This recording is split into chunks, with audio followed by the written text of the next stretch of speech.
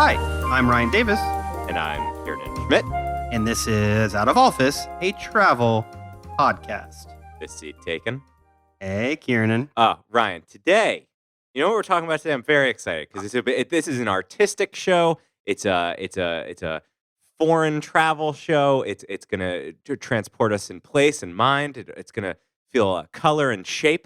Do you know what we're talking about? Well, today we're talking about Barcelona, but not just anyone's Barcelona, Gaudi's Barcelona. That's right. We are talking about the artist Antoni Gaudí, and he's an architect, renowned for sort of the most famous artist that Barcelona's ever produced.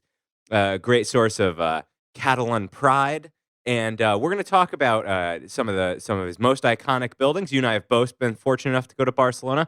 We're going to dissect what makes his art so special.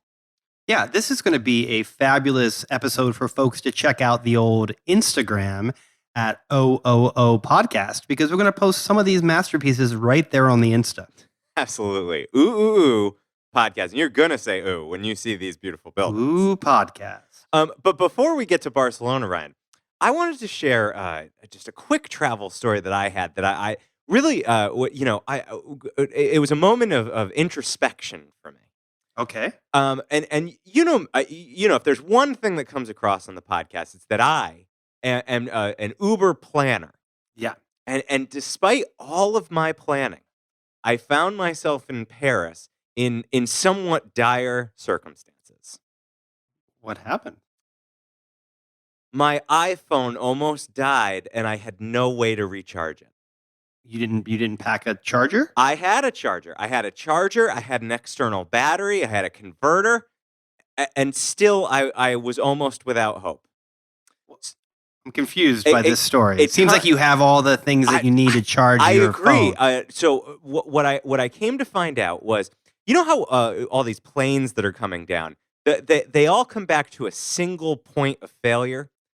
That they don't have redundancies in place, that they don't have enough systems backing each other up. Yeah. I had a single point of failure, which was the little cube that you plug into the wall that you plug the wire into to charge your iPhone. A cube. That little cube broke. Well, you can go get another cube at any Apple store. No, you can't. When it's midnight in Paris and there's no store, there's no Walmart that you can go to. They don't have a 24-hour Walmart. Well, what about like a Osco or one of these little like 7-Eleven type stores? I don't know what that word is. So let me tell you what happened. So I'm sitting in my hotel room and I'm buckling in for the night. I got to fly home the next day, and I put the converter in the wall. I put the cube in the converter. I put the wire in the cube. Oh my gosh! And then I put the cube in the phone. Nothing. Doesn't buzz. No little lightning. And I thought, okay, well, it's probably a voltage issue. Surely this. Well, if you jiggle it. Yeah, I did a lot of jiggling, both of myself and of the charger in the wall. Sometimes there's you have to hit like a switch. I tried a bunch of switch. You're naming all the things I did. Yeah. And I tried every different outlet in the room. I even went in the bathroom. I thought maybe that would have a different voltage because they do things with like the hair. I know hair dryers have different voltage issues. Totally. Nothing's working. So then I thought, okay. But you don't have like a USB on your laptop? I don't, because I have a new MacBook Air, and they're so thin. They don't have USB chargers. Yeah, they're totally useless in a moment like this. This is what I'm saying. Beautiful. It was shocking to find myself with no way to charge it. Yeah. So I thought, okay, it must be a voltage issue with your converter. Go down to the front desk, and they always have extra chargers, right? Of course, so many extra chargers. So I went down in my non-existent French, and I said, charger. And the guy who didn't really speak English went in the back, and he pulled out a whole bunch of chargers that, of course, like people had just left behind. And people don't leave iPhone chargers, I guess. No, he didn't have any iPhone chargers. They're all like Samsung. Exactly. And like hundreds of Samsung chargers. All he had was a converter. So I take the converter back to my room, no dice. Nothing fixing. And so I went to bed with 30% battery on my phone. And my phone's old, so it loses that battery like uber fast. And I left it plugged in overnight. And I thought, well, maybe by some grace of God, it'll be charged when I wake up. Wake up, no, it's down to 23%. So now it's like dire circumstances. Well, you're going to the airport, though. No, I have 3 hours to go out and explore Paris, but I'm not gonna. I need to maximize that time, so I'm not going to use a map. and I had plotted out the boulangerie I was going to go visit. Then I had a park I was going to go visit. Then I needed to call an Uber. So it was all plotted out. I needed that phone. So you rented a car instead? So I thought, I had a brilliant idea. I thought, okay, where can I plug into a USB? Oh, there's a computer in the lobby of the hotel. Right. And that's going to have a USB plug-in. I'll go down, I'll check my email, I'll charge for half an hour. Great. Go down. Computer does not have a USB charger in it. So now I'm like really up a God, creek. so many hotels now even just have them on your, on your nightstand. This was not a particularly nice hotel I was staying. Oh, you were traveling for pleasure by No, yourself? I was traveling for work, and I didn't even put myself. I'm even cheap with my work money. Same. Okay, so I'm walking through Paris, and I'm trying to keep the light as low as it could possibly be, trying to maximize that battery power. And as I'm walking by, they have one of those bike programs, the shareable bikes in Paris, the rentable bikes, like a city bike. Right. And I remembered that in New York, those big internet, they replaced all the telephone booths in New York with like those internet spots. The internet kiosk. Yeah, the kiosks. They have a USB charger on them. Well, but those are in New York. So I thought, this is a crazy idea, but I'm going to go up and look at the rent-a-bike station, and maybe that's going to have a USB charger. And sure enough, resourceful Kiernan P. Schmidt, that had a little USB charger, a public USB charger. So I ended up spending the next 3 hours walking around Paris, and I had to stop every time I found a rental bike station, and I would charge my phone for 10 minutes. I'd read The New Yorker right by it, and I would not on your phone, though, like a physical print version. Yeah, physical print. Yeah. And I would get just enough charge. It would go up like 10%, like 1% a minute, because, it was a horrible charge. It was like very slow. And I got just enough to see the attractions I wanted to see, go to that boulangerie, get myself a delicious almond croissant, get back to the hotel. I had enough to get the Uber. And then when I got into the Uber, I said to the guy, can you do a guy a favor, plug this in your car? He said, absolutely. I got to the airport. I had 70% on my phone. Just enough to make it through to the plane when I could plug back in again. So the moral of this story, and this is something that I tend to do, is carry an extra charger with you. I had an extra battery. So I had an extra battery with me, not an extra charger. So my external battery was also charged. How do you charge the battery? You plug it into the cube, which I couldn't do. So it all came down to a single point of failure, which was the little cube. Right. So that's to say, from now on, I'm bringing a second battery. I have I have one thick boy battery. Now I'm going to have a teeny weeny battery that's going to be the backup system. And for the backup battery. That's right. And I'm going to bring a backup cube. Yeah.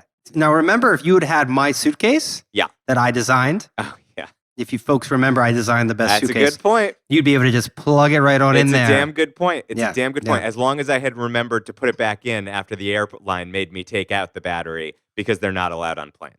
Well, potato. I think it would have worked great. Nobody would have noticed it. It would have been fine. Are you wearing a wedding ring?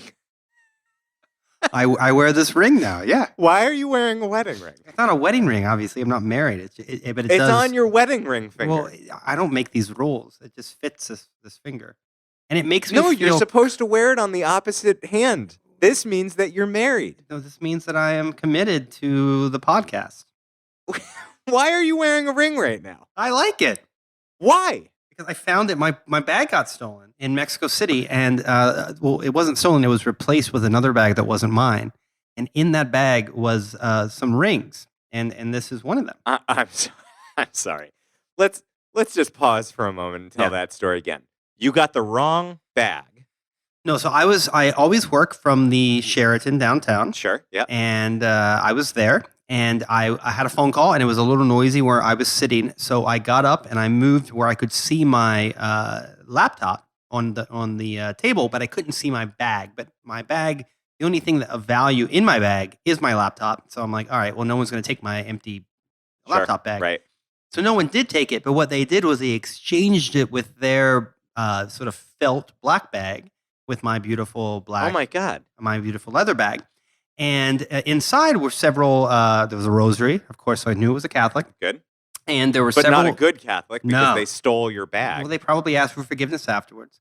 And several rings. And as long as they mean it, you can do anything. Exactly. Yeah, that's the beauty of Catholicism. What happened was I called to my waiter who I know because I go there all the time, and he was like Mr. Davis, and they were able to look up and find my bag on CCTV and Wow. return it to me. But I kept this ring to remind whoever took my bag that I have this ring. So. So they stole your bag and you stole their rings. Well, I gave their bag back when my bag was Right, returned. right. You stole the ring that But I you're kept wearing. this ring, yeah. And you're wearing that ring on your married finger to say that you're married to the morality of stealing rings. I am that if somebody takes my bag, I'm gonna keep your ring in your unsuccessful bag heist. Well, we both brought some serious travel stories today. I think Whoa. mine had a deep moral lesson. Mine did too.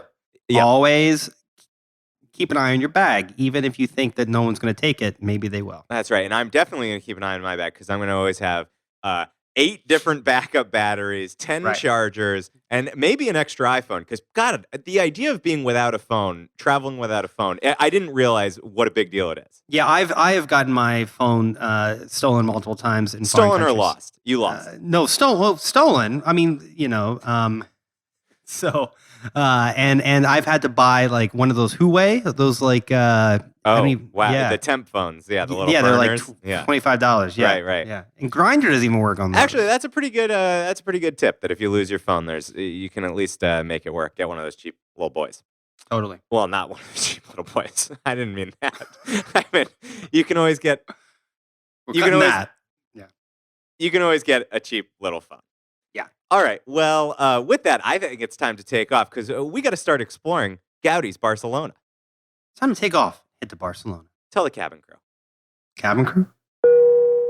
Flight attendants, prepare for takeoff, please. All right, Ryan. Well, today we're going to Barcelona. You and I both big fans of Barcelona. Politically uncertain time there. Remember, they keep trying to separate from Spain every couple of years. Yeah. They do want to become their own sort of country. Well, some folks do, not enough to actually do it, but it seems like it's quite a movement. No, well, I'll tell you who I think would have been a fan of that movement. And most likely is Antoni Gaudí. Now, you know Gaudí. Gaudí do. was the most famous architect that is from Barcelona. He actually grew up just down the coast, about 60 miles away. But, he sort of came to fame as a Catalan modernist architect. And Catalonia, now that is the region that's trying to separate from the rest of Spain. That's right. And Gaudí, we're going to talk through 5 different buildings that you can see when you visit Barcelona. And we've each been to a couple of them. And, I think we'll probably start with the most famous one. But just to talk for a moment, I thought we could maybe talk about what makes these buildings so spectacular. Yeah, I think that's a good idea because when I had been to Barcelona for the first time, I had heard his name, but I didn't actually have any concept of what made him such a fantastic architect. But all it takes is, driving or walking past one of these buildings, even if you didn't know that it was built by a historic, famous architect, it would take your breath away. Yeah, you would stop and be like, "Wow, why is this building so radically more interesting than every other building on this block?" Right? So, I mean, what makes it so interesting? Well, I think the sort of like an inherent whimsy. There's all these sort of circular kind of lines. It's like very much, his buildings feel like they could be built on a cloud or something. There's a playfulness, a colorfulness that sort of jumps out at you, and it does not look like any kind of traditional building from any period. That's right. And by and large, especially as he went on in his career, he really started to embrace bright colors, different types of material you don't typically see in buildings, and a lot of curves. I feel like when we're sort of trained when we see buildings to expect straight lines that look, sturdy and beautifully engineered. But in fact, his buildings almost look like sculptures. Well, they're bubbles. Like it looks like someone blew bubbles and they kind of were caught in mid blow, and they're sort of just kind of stationary. Is that? I'm not sure I would I would necessarily put it that way, but I do know what you mean. I mean, I think they look kind of ethereal. The only other comparison that I can think to make them, and again, I think the Instagram is going to be an important companion to today's today's pod because you're going to want to look and study these buildings. They almost look Dr. Seussian. The sort of otherworldliness of Dr. Seuss, animals and shapes. That's what Gaudí looks like to me. Yeah, I can see that. There is like a magical sort of surreal element to that reminded me. I mean, sort of surrealist in a way. Yeah, and I think the reason that it gets linked to Dr. Seuss in my mind is because Gaudi really took inspiration from the animal and plant world. And when I think of Dr. Seuss, I think of all of his like kind of wild animal creations. And to me, Gaudi's buildings really look organic. Like some of them look like sea life, some of them look like dragons. Right. And it's interesting because the UNESCO World Heritage Organization actually has recognized in and around Barcelona 7 different sites as protected World Heritage sites. So Ryan, you and I are not alone. He's not some sort of discovery we've made. No, but if you're in Barcelona, some of the most beautiful things I saw there were his buildings. So high up on the list of anyone going to Barcelona are these attractions. And it may actually be a little too high up on the list because over tourism, which is a problem we mention fairly often on the pod, that is starting to become an issue with the protection and viewing of some of his more public works. Yeah, in fact, the first work we're going to talk about today was probably I had to buy tickets in advance several days, and I was lucky to get in. Yeah, that's right. And just to give a sense of the time period, Gaudi moved to Barcelona to study architecture in 1868. And Ryan, sort of his most iconic buildings, they stretch from the 1880s straight through into the 1910s. That's generally the period we're talking about. Some of his buildings haven't even been finished yet. Well, one particularly, and that is his most famous building. So why don't we just kick off with that? And it's called La Sagrada Familia, which of course means the Holy Family. Right. And that is an absolutely extraordinary church right in Barcelona. It began construction in 1883, and then Gaudi continued to work on it for 4 decades. And believe it or not, it is still not completed today. Yeah, the same folks who do the New York City subway apparently in charge. This is Barcelona's greatest tourist attraction, over 10,000 visitors a day. It's actually been named by the Catholic Church as a basilica, which is the highest honor that the Catholic Church can give to any specific church. It's one of the holiest places in the Roman Catholic Church forever and ever. And when you're in Europe and you're traveling around, you can get a little bit of a cathedral sort of. You get a little bored. You can see a lot of churches. Yeah, you can get cathedraled out. Yeah. Now, I had assumed that I was cathedraled out on this specific trip, and boy, was I wrong. It was one of the most sort of striking, churches I've ever been in by far, and well worth the wait. Both the outside and the inside, totally extraordinary. Yeah, it really. It's sort of a dull brownish color, and the facades famously look as if they are melting. To me, they look like a sandcastle that's been kind of hit by a wave. It's sort of droopy, muddy looking, and it's absolutely huge. I mean, I don't want to. The idea that it looks like organic material to me, somewhat could suggest that it looks small. No, the final church is actually going to have the Jesus Christ Tower. Fair enough. Good name for it. It's going to be 566 feet high, and that will make it Europe's tallest cathedral. So it's absolutely huge.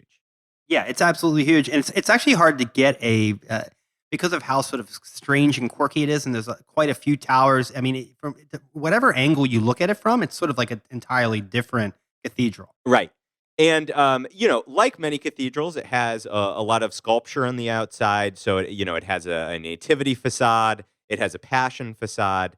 I think what makes it really distinctive and why you can't get sort of cathedraled out from it is that it looks so uniquely inspired by nature. I know what really sticks with me is when you wait in the long line to finally get in, the columns inside really, really look like trees. And as they approach the ceiling, they sort of spread out into a canopy. And one of the things that I remember as well is the lighting that comes in through the windows. It's also supposed to make you feel like you are in a forest. So, the color of the light is astonishing, and the sort of greenish tint to it. It feels like you're in sort of a surreal place. Yeah, and it's been famously controversial. George Orwell said it was, quote, one of the most hideous buildings in the world, an Okay. opinion we don't seem to share, No. nor 10,000 other tourists a day. And Salvador Dali actually said, those who have not tasted his superbly creative bad taste are traitors. So, That's a sort of a mixed compliment there, I think. well, it's such an odd thing to come from Dali. Right. Who is not known for his sort of conservative taste. Yeah, exactly. And Yeah. and I last time I checked, he also likes melting things. So. Yeah, I think. Yeah, he's just upset that somebody made physical his sort of like what he was painting. I do have, now I mentioned in a very early pod of ours, so this is going to be a deep cut for the loyal listeners. I had a friend named Albie who went to Barcelona, and he did not go to Sagrada Familia, and I deeply shamed him for it. I'll continue to do it today, because, of course, it was the very top recommendation that I had for him. So, folks, if you go to Barcelona, even though I know the lines are long, go early, beat the crowds. You must go into Sagrada Familia. Yeah, I 100% agree. I think it is one of the most sensational things you're going to see while you're in Spain. Just a few fun facts. Gaudi actually is buried in the crypt. Yes. He famously died when he was hit by a trolley, and he's in the crypt. There's a big anniversary up. Ryan, I actually really dream of us going to this together, which is the church is going to be completed in 2026. Do we really believe that? I do believe it. That date has been hard and fast for a while, and it's also the centenary of Gaudi's death. So I think they're really aiming for that. Yeah, and by the way, if it's not actually done, who's going to know? Well, fair point. They just say, no, that's the that's art over there. Well, another just fun fact that I love about it is that for about 100 years, the city of Barcelona is saying that they were working without a building permit. Really? Yeah, they're going after the sort of board and organization that is still building the museum by saying that they're building without a permit and that they have tons of back taxes and fees that they have to pay. The board, for what they're worth, says that is not true. They had a permit that was signed in 1885 from Sant Martí de Provincials, which was the name of the city that Sagrada Familia used to be in, and that was subsequently subsumed into Barcelona, and they never got that Barcelona permit that they need. Yeah, but if you brought the plans for this cathedral to the building guy in Barcelona and you put it in front of him, and he goes, "This is not going to stand. This is not. That's this looks true. crazy." Yeah, it looks crazy. However, engineers do praise how solidly built it is. So no matter how organic it looks, there is great engineering work as well. Quite a brilliant mind. Absolutely. So to move on to the second destination we recommend, Sagrada Familia, that's an absolute must-do. Number 2 is interesting because it's actually a public park. So it's something that you can go to for fairly cheap, but because of that, it's also been suffering due to over-tourism, and there now is a section of the park that you do need to buy a timed ticket for. So this is called Parkwell, and it was built for as all the rest of these were for a wealthy patron, somebody who was actually hiring Gaudi as their personal architect. And it was originally designed as sort of a closed-off gated community where there would be a number of houses. But Count Eusebi Güell actually perished, and then this opened in 1926 as a public park, which it remains today, except for that monumental zone, which got closed off. And I have to say, that made me really sad to hear that something that was a public park had to get timed. I know this is something I think about with our national parks, that this the outpouring of people who want to go see these places actually put what makes them special in danger. Yeah, but they have to do what they have to do. Barcelona is one of the most popular cities to visit in Europe, and if folks are just so uncomfortable, if everything is so crowded, they're going to have to do time tickets. There's really no way around it. Yeah, no, I agree with you. It's better to do it and to save what is special. Right. And one of the most special things, when you see this, you kind of say to yourself, God, did Gaudi understand the idea of the selfie? Because it just looks made to be selfied, which is as you walk into this monumental zone area, there is a big lizard statue, like a huge lizard. And it's affectionately called El Drac, which you could probably guess what that means. Dragon. A dragon, right? It's not Yeah. technically a dragon. It's actually a giant lizard. I believe a salamander. Right. But it's made out of this beautiful, What- very colorful mosaic. What is technically a dragon? Just curious. Is there, Well, I think a dragon has from to a- be mythical. Oh, Well, okay. I guess there is a kimono dragon. That's There's a not kimono mythical. dragon. There's also a dragonfly. Less. Well, less. I think we can agree it's not a dragonfly.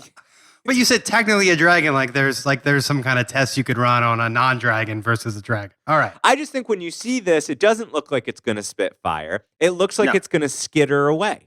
Not all dragons have to spit fire. I remind you, season 6, Game of Thrones, ice. I don't watch Game of Thrones. This mosaic that the lizard is made out of. This is sort of one of the quintessential traits of Gaudí architecture, which is the breaking of tiles that is then implanted into a cement.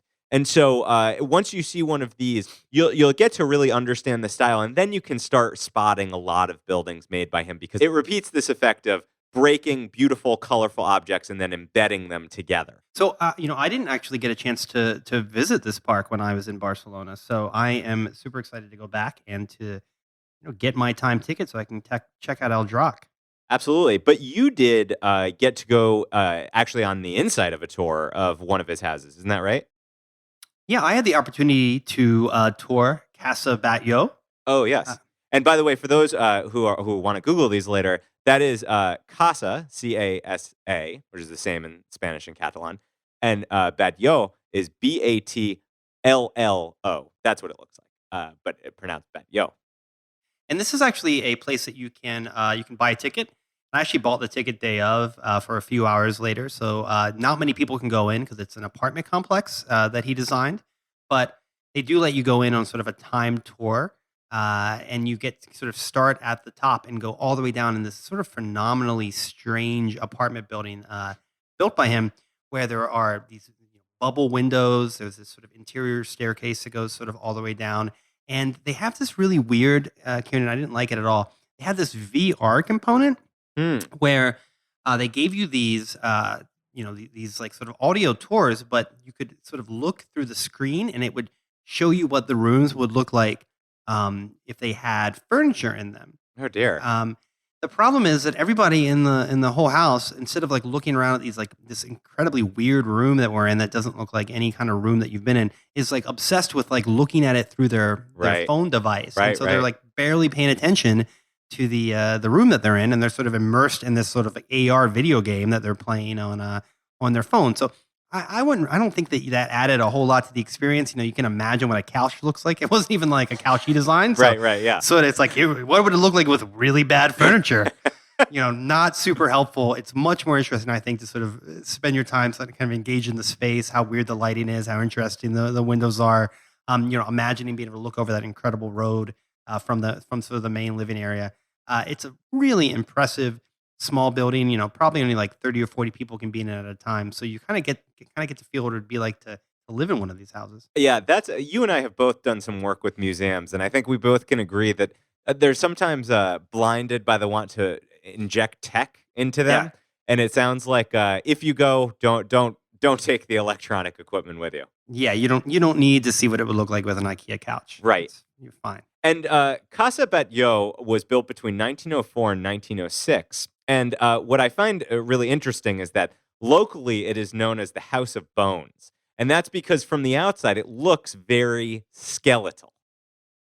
It does, yeah. It does look very skeletal, and it's sort of in a street that's sort of beautiful, but everything else is sort of more traditional. So when you're walking down the street, even if you didn't know it was there, it would immediately pop up like, what is this weird? Yeah, it looks sort like of a haunted house. haunted house. It looks Yeah. it looks like a haunted house if you take a little bit of acid or something, because it's sort of like it's all kind of wobbly. It's like, am I a little dizzy, or is this house sort of look?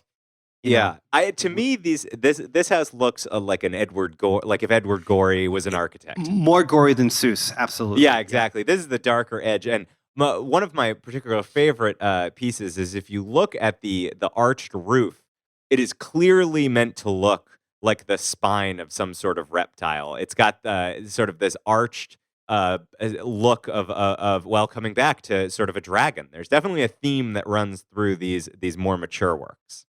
Totally. And that is you can actually go up to the top to the roof, so you actually kind of can see that up close too. It's a pretty cool thing. Very neat.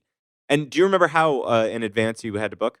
I actually booked that day, but I would recommend I lucked out. I think you can probably get it in advance on the website. Yeah, you didn't have to become a member for like $800. No, I did not. I did not. But I actually found I was obsessed with getting a photo of the front that was remotely as interesting as actually being there and looking at it. And I could not capture with my phone anything that like remotely resembled the kind of like wildness of the front of the building. So Well, it it's just really goes something back to see. your point of, soak it in, study it with your eyes, and don't let a screen get in the way because really, Totally. it's impossible to capture how neat these buildings are. Yeah, yeah. And the light from the windows, it's super unique. You can't capture it. Yeah, and so the next house, the fourth building that we want to talk about is called Casamilla, and again, it was built for wealthy patrons, the Milla family, and this one also has kind of a cute nickname. Locally, it's called La Pedrera or the Stone Quarry, and that's because the front has this sort of undulating stone facade, and it's only really interrupted by these sort of ironwork balconies. So this to me, and I didn't know this was his until I looked into it more when I first walked by it. I thought of it as like the Flintstone building. Yeah, You know? right, right. It Yeah. does look a little more primitive than. Now, what made you think of the Flintstones? It just, I mean, if you look at it, it looks kind of like something that Fred Flintstone would have lived in if it was like an apartment building. It was like it's sort of just like primitive is right, but it sort of just looks like it's been sort of stone stacked up, on top of each other. Yeah, well, I mean, I think Fred Flintstone worked in a stone quarry, Yeah, so yeah. it makes sense that that's what it's called. He didn't have this kind of taste, but I think that if he had been a little more inspired, this would have been his. Yeah. I read an architect's description of this building that called it a sea creature spaceship. So, I think words sort of fail with such unique buildings. And this was the last private residence that he designed, and it was built between 1906 and 1912. So this is actually later in his career. That's right. And to your point about just like how you could actually go on a tour up to the roof, you can also take a guided tour here and get up to the roof. And that's actually one of the most spectacular parts of Casamilla. Because on the roof, you get the top of 6 skylights and staircase entrances, 4 domes, 2 vent covers, and 28 chimneys. And he paid a lot of attention into making each of these look like a sculpture themselves. Yeah, it's the same exact thing on the roof of his other place where everything is sort of perfectly designed. The skylights are designed. Everything is designed. There's not a moment where he's just like, I'll just leave it Just be." make it look like a chimney. No, he no. didn't leave it up to the workshop assistants to just like I don't know make sure the smoke comes out. He did not. No. And what's particularly notable on Casamilla is the chimneys are so sinister looking that they are called witch scarers. In other words, they're so horrible looking that even witches would be scared of them. They are very strange. We're going to have to put that on the Insta. Absolutely. And Ryan, to your point, this was the last private residence he designed. And with that, I think we should end with the first house he designed, which was commissioned in 1877, and it's called Casa Vicens. And it was built for a stockbroker. But what's really interesting about it is that it only became open to the public in 2017. So this is actually a house that neither you nor I have had the chance to go see. And it really throws into relief how creative Gaudí became as he went further on in his career. Because when you look at this house, while it is extraordinarily beautiful, it does not reflect this kind of wild Willy Wonka, organic, flowy style that we've been describing. It almost looks Turkish in the tile style. Yeah, well, that is Moorish influence, which is very prevalent in the south part of Spain. Gotcha. And believe it or not, it was still a private home up to 2014. And I will include in the show notes a quick little great New York Times article where they interviewed the person who had to move out of the house in order for it to become public. And he had some great stories about finding tourists just kind of like intruding into the yard and even into the living room. Because it does have a lot of artistic touches. I mean, this was clearly an architect who was also an artist, but his full signature style had not yet bloomed this early. So there are colorful tiles. There's really ornate brickwork. And there also is a certain respect for nature, but often it found itself portrayed as simply images, painted images of actual nature included into the house. This is so interesting to me that this was not available to tour until 2017. So, not that many people have gotten a chance to see this yet. Right. So it's ripe for the visiting. Next time that you're in Barcelona. Did the gentleman give this up, or did the state say, we should be showing this house? No, Ryan, it wasn't actually bought out by the state just for sort of cultural reasons. It was actually bought by an investment company called Armora Capital, which sees it as a potentially lucrative investment, which I have to say they're not wrong about it Well, because, I would happily pay for the ticket price for admission. yeah, I mean, it's much better that it's owned by at least folks who want to have the public come see it. Yeah, and so basically, it was owned by this private family, the Herrero Jover family, and now it's been open to the public as a museum. Great. Well, it's nice to hear of big corporations opening their doors every once in a while. Absolutely, those the market's always always in the right.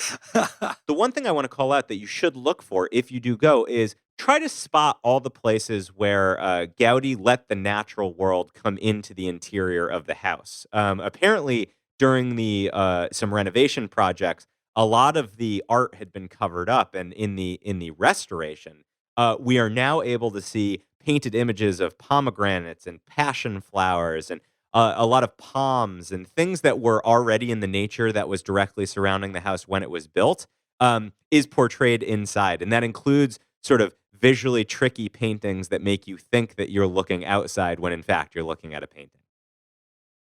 And he designed a lot of stuff in Barcelona, but there are many houses and palaces and churches that he designed outside of Barcelona, all over Spain, that you and I have not been to, but that look fantastic. So this was an incredibly prolific architect. Well, Ryan, we're saving that for our future episode, Gaudi's Spain outside of Barcelona. I think that's coming in season 2. Season 2. So, just one more quick rundown of all the places we talked about today. If you're heading to Barcelona, there are 7 sites that you can see, but the 5 that we talked about today, you got to go to La Sagrada Familia. Absolutely, a world famous cathedral, actually a basilica. By the way, I don't think I mentioned made a basilica by Pope Benedict, the still living Pope Benedict, the backup pope. The backup pope. I love that pope. Yeah, actually, Do you? No, I'm only. Okay. I like the current pope. All right. Then you should go to Parkwell, and this is a place that you can see for free unless you want to get into that specific monumental zone. And then 3 house tours: Casa Batlló, Casamilla, and Casa Vicens, which has only been open to the public since 2017. And if you visit all of these, you will really see the evolution of Gaudi's particular style. And also, we should mention, even if you can't get tickets to the interior of those, you should swing by while you're in town because you get a lot of this just from being able to see the exterior. Yeah, I totally agree. These are all worth seeing, even if you just have time to see the exterior that you will not forget. We want to thank Antoni Gaudí for really creative architecture. Yeah, thank you, Anthony. And Ryan, when you and I go to Sagrada Familia in 2026, we can visit the grave and pay a tribute. I would love that. Yeah, when they finally finish it in 2026, we'll be there. I wonder if the grave is really like weird and organic looking. I hope it looks like he's like emerging from it. Do you think? Yeah, he might rise in 2026. Maybe this is what he's been waiting for. Oh, so you're suggesting he's the second coming? I don't know. Well, you've always been a fan of the second coming. Oh, well. With that, Kiernan, I think it's time for the last stop. Ladies and gentlemen, this is the last stop on this train. Everyone, please leave the train. So, Ryan, the last stop is the segment where you and I each talk about one thing that we've experienced in the past week. Maybe we ate something, maybe we did something, maybe we saw something, maybe we smelt something, maybe we cooked something. And it's all about keeping the spirit of travel alive in the workaday week, feeding that spirit of wanderlust that we celebrate here on Out of Office. And of course, it's broadly known, more popularly known as the People segment, the last stop. Ryan, I'm going to kick it off this week, sort of shake things up. You usually grab the first spot in the last stop. I'm going to do the first last stop. So the first last stop for me this week is I went to the Boston Museum of Fine Arts, great fine arts museum, and they have an exhibit called Frida Kahlo and Arte Popular. And this runs only a little bit longer to June 19th. And so if you're in the Boston area, you definitely want to take it in. What I like about it is a bite-size show. It's not one of these giant encyclopedic shows. You can go, you can see it in a quick hour. And what it's about is how Frida Kahlo was inspired by and deeply loved Mexican folk art. And so it both does a nice job of displaying folk art and also the type of folk art that she collected, and teaches you not only about that rich tradition, but then also has works by Frida Kahlo that included portrayals of this sort of art. So, Ryan, you, having spent a lot of time in Mexico, probably are familiar with this sort of art. You've got things like the Day of the Dead art that we picture, sort of humorous dolls and portrayals of skeletons. It has devotional objects called retablos, which are small paintings that show miracles or prayerful moments. They're meant to sort of show thanks to God for taking some action. And also everything from toys to vases to buckets that are painted with Mexican flowers, Mexican animals. And it's super fascinating to see. You know, Frida Kahlo was such a constructed personality, right? Like, she very much wanted to be perceived in a certain way. She would dress. She was a brand. Yeah, she was a brand. Exactly. She really was a brand. And what really comes across is what she was looking to for inspiration for that brand. So it's fun to see the source material. They even have some of the clothing there. The one complaint I would have about it is I wish it was twice as large, because I really love this Mexican folk art. And I think it's fun. I think it's colorful. I love the idea that it's art that is within means. You could travel to Mexico and buy art like this today without spending thousands and thousands of dollars. I even have a couple of pieces of Day of the Dead art that are some of my favorite souvenirs. Yeah, and it actually tied into this. Last week when I was in Mexico City, I went for the first time to the Museum of Popular Art. Is this your last stop? Yeah, it's my last stop. I guess Ryan's bullying me into his last stop. So, all right. So I'm looking at Frida Kahlo and folk art. What are you doing? So I went to the Museum of Popular Art in Mexico City. Oh, wow. A really smart, good-looking person must have told you to do that. Well, you told me that I should check it out. I, of course, had it on my list long before. But you had just missed it the 15 times before that you had been to Mexico City. You gotta take these things slow, folks. You don't want to do everything. But they've got a lot of this Day of the Dead art that you speak of, and they also have, and I'm gonna try not to butcher the name here, but there are these sort of fantastical creatures that are Mexican sculptures, and they're called Labrijes. Labrijes. Kieran, you're so good. Your Spanish is so good. This was actually a type of art that was invented by a guy named Pedro Linares in the 1930s. He passed out, and he had a fever dream, and he saw a donkey with butterfly wings, sure, a rooster with bull horns, sure, a lion with an eagle's head, absolutely, and all of them were shouting that word, Labrijes. Labrijes. Labrijes. Labrije. Labrije. Why don't I just say it? Because you can't say it. Okay. Labrije. They were all saying Labrije over and over again. Exactly. And that's when he started to make these creatures. And so that's another thing that you see when you're at the Popular Art Museum. In addition to the sort of the Day of the Dead stuff, the more traditional sort of Mexican stuff, you're going to see these really fantastic mythical creatures that look like they could be pulled out of Harry Potter or something. I mean, they're really fantastic. Oh, yeah. I've long wanted one on my shelf, and I did not get one when I was in Mexico City, and I really regret it. Frida and Diego were huge fans of this style, and they had many in their house. And of course, for those who are having a hard time picturing Labrijes, if you saw Coco, the Disney movie, Great film. We recommend it. Very fun. And one of the inspirations they took was having all these mystical, mythical-looking creatures, and they were Labrijes. And one of my other favorite pieces of art in the Popular Art Museum is a bullfighting ring. Oh, it's the best. I know exactly the one you're talking about. Where all the audience in attendance is a skeleton. And the bull is a skeleton. Yes. Yeah, you took a video of that, right? I did, yeah. We can post oh my it on, God. we can This post week it is on just going to be a landmark Instagram week. So much Insta content. I'm thinking 2 posts a day. Whoa. Well, I'll send you some stuff, Kieran. Okay. Well, boy, I'll tell you, this episode really did inspire my wanderlust. I feel like studying up on Spanish. I think I'm going to go do a little Duolingo. Yeah, say that word one more time for me. Alabrije. Alabrije. Breje. Oh, God. Alabrije. I'm going to do some Duolingo right after this. Yeah, I think you need to work on it. I'll start with English, and then I'm going to work I'm gonna add it to the list that I have been keeping of words Ryan can't pronounce. And it all started with Cheshire Cat. Cheshire Cat. Ryan, I hope you can pronounce. What are we talking about next week? So people love our episode about historic houses in America. I get phone calls about it. I get texts. I get emails.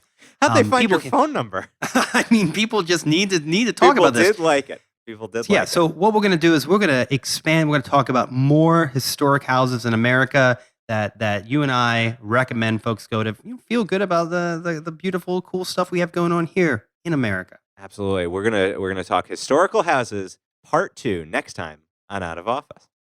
Until then, I'm Ryan Davis. And I'm Kieran Schmidt. And this is Out of Office, a travel podcast. Is seat taken?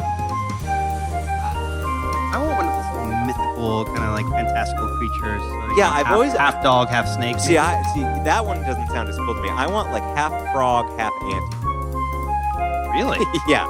That would be a conflicted animal. I mean, you want flies and you want ants.